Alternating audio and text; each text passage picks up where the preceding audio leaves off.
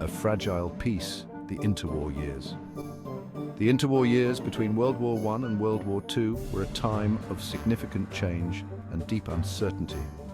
Societies were trying to rebuild and recover from the devastation of the Great War. The Treaty of Versailles, meant to ensure lasting peace, instead sowed seeds of future conflict and resentment, particularly in Germany.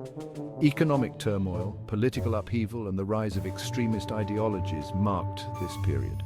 Many countries faced severe economic challenges. The Great Depression led to widespread unemployment and social unrest, affecting millions of lives and shaking the foundations of many nations.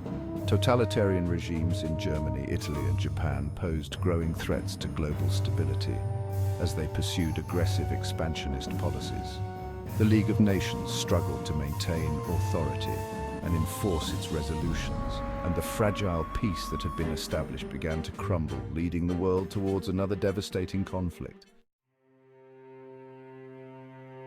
Never again, Britain's initial reluctance to rearm.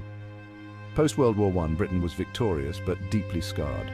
Pacifist sentiment and economic realities reinforced reluctance to rearm. The British Empire was financially strained, prioritizing domestic issues over military expansion.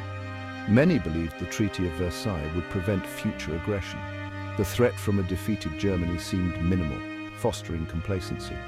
This misplaced sense of security delayed necessary preparations for future conflicts.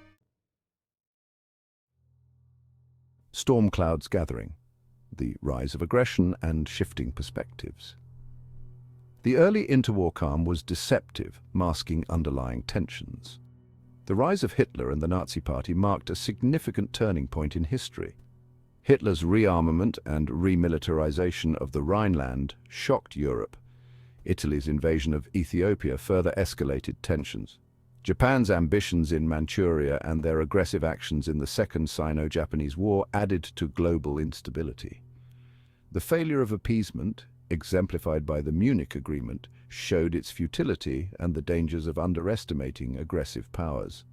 The League of Nations proved powerless against acts of aggression, unable to enforce peace or prevent the looming conflict. Reforging the Shield Britain's rearmament policies.